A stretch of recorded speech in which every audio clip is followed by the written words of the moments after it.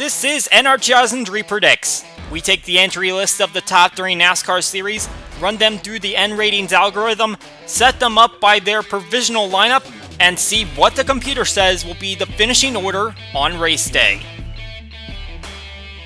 Friday night truck race, Kyle Busch going to victory lane, Christian Eckes, Grant Enfinger, time adjustee Ryan Preece making up the top 5, several others within striking distance, but 51 will ultimately take the W.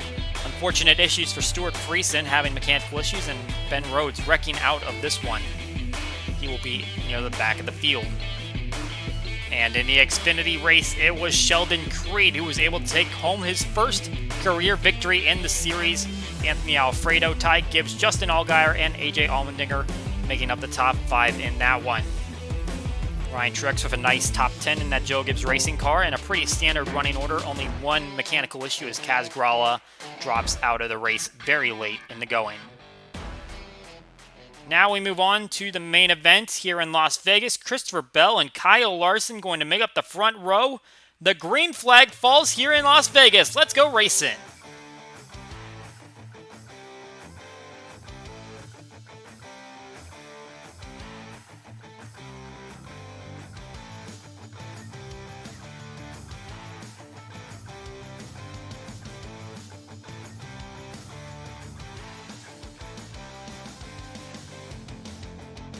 Bell with a very good launch off the start, grabbing his first pole of his career. However, it looks like Larson has the charge coming through turns 3 and 4.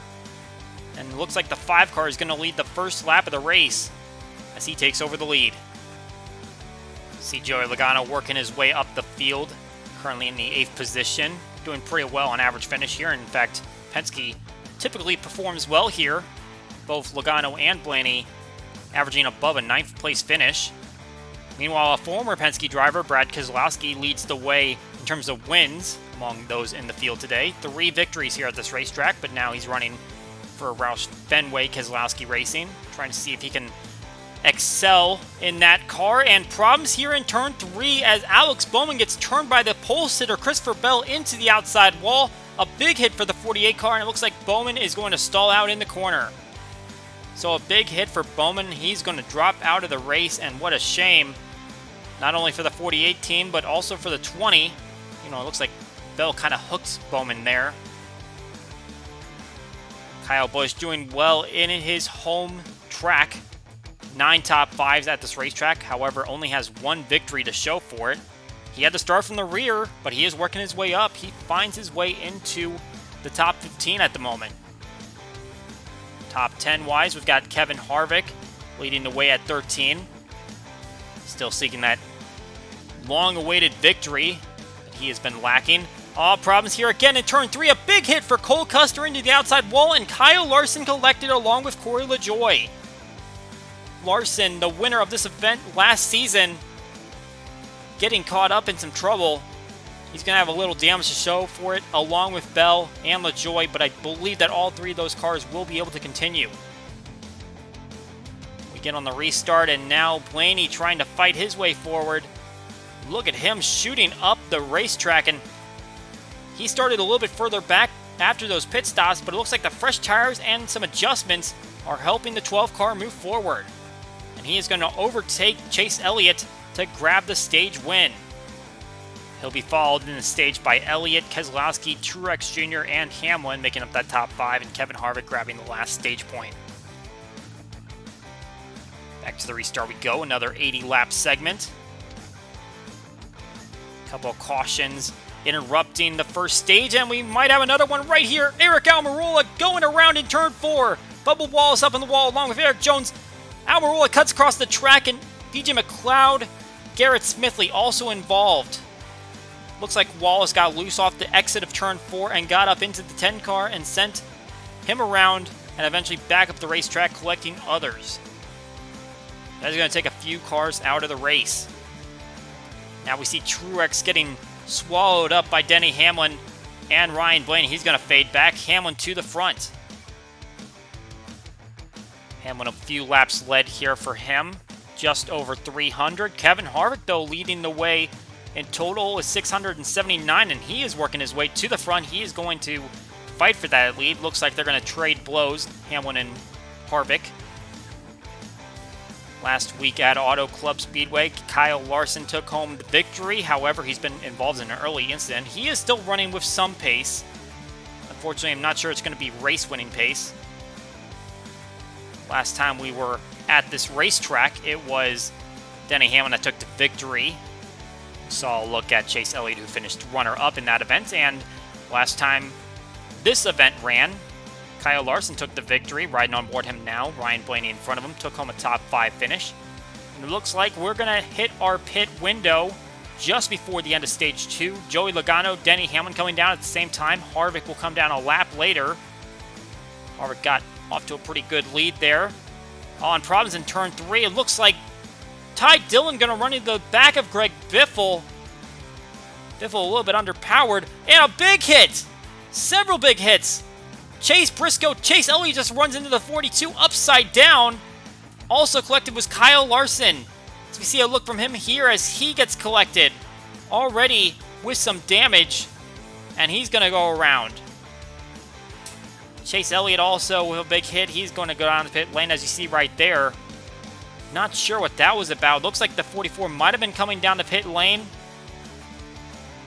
And maybe the 42 wasn't expecting it, or the 44 was just way underpowered. But either way, the 42 plowed into the back of the 44 Biffle and created a huge chain reaction. That's going to take a couple of contenders out of this one, and that is going to end Stage 2. Kevin Harvick would take the stage victory. So now we get back to the restart. Let's take a look at a couple of guys that did well at Auto Club that we got to give some highlights to. Daniel Suarez took the lead late in the race. Looked like he might have had an opportunity to go for the victory. Unfortunately, did not turn out that way. He finished 4th place. Eric Jones with a solid top 5 as well, finishing 3rd. A couple of teams that we're looking for more performance from, and those two drivers delivered last week on the 2-mile oval. Trouble here in Turn 1. Tyler Reddick in the turn the 31 of Justin Haley into the wall. And we're going to bring out another caution here. Pretty wreck-infested race, but that's kind of what we saw at Auto Club. With this next-gen car, the rules package, and the way that they're driving so far, it's been a bit difficult to handle. We're seeing a few more accidents than normal. Denny Hamlin on the restart, getting off to a great lead. And he's going to see if he can parlay this one into a victory. How about Chris Buescher up here, working his way toward possibly a top 5 finish. Staying up here with this pack. Unfortunately, they're all a little bit further back from Denny Hamlin. We're seeing a few pit stops here, and it looks like Tyler Reddick is not isolated in this one. He has several drivers behind him coming down. But we have a problem with Denny Hamlin. Hamlin has a motor problem. A 12-second lead about to evaporate, and this might be something that is terminal. He is going behind the wall, and that is going to take the 11 car out of the race. Hamlin behind the wall. That is going to hand the lead over to Martin Truex Jr. Kevin Harvick in close pursuit. He's going to get turned by Corey LaJoie. The 2nd place car. Going to get wrecked by a lapped car in Corey LaJoie. And Chase Elliott plows into the back of the 4. And that is going to be a nail in the coffin for Harvick's chances. Chase Elliott was already off the lead lap, so he was essentially done for the day. But unfortunately, that's going to put him back even more points than he could have gotten. And now we have a 2-lap shootout, green-white checkered overtime. Martin Truex Jr. pulls away from the RFK racing cars, and at the white flag, he is trying to see what he can do to get the victory. There are several cars behind these guys, lapped down, but they have fresher tires, so we're going to see them mixing it up here. Coming down the backstretch, here comes Austin Dillon to the inside. LaJoie's there, Reddick's there. Here comes Chastain as well. The 6 car is too far back. Even as Hemrick comes down on the inside, Martin Truex Jr. coming around, and he is going to claim victory here at Las Vegas.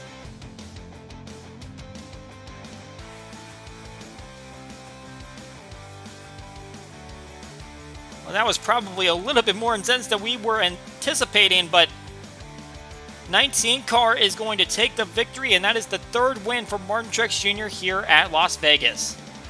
So as we take a look at the rundown, Truex Jr. with the victory. Great day for RFK Racing. 2 and 3 for them. Keselowski over Buescher. Logano comes home with a 4th place finish. And Austin Dillon will end up getting back on the lead lap on that last lap. Tyler Reddick as well, so RCR had a solid day going there. Austin Cindric, the Daytona 500 champion, finishes inside the top 10, and Eric Jones for a second straight week. A little bit further back in the field, Ross Chastain, Kurt Busch, Daniel Suarez, solid day for Trackhouse Racing. Daniel Hemrick, another solid performance for Kaulig in the second car. Kevin Harvick, unfortunately, going to be put back to 20th place after that late race accident. Chase Elliott will end up back in 25th. Denny Hamlin with a motor issue, 27 for him. Kyle Larson wrecking out 28th. And then several other drivers having some accidents or mechanical issues taking them out of this one. That is it for NR2003 Predicts. We hope you enjoy the race, and we will see you all next time.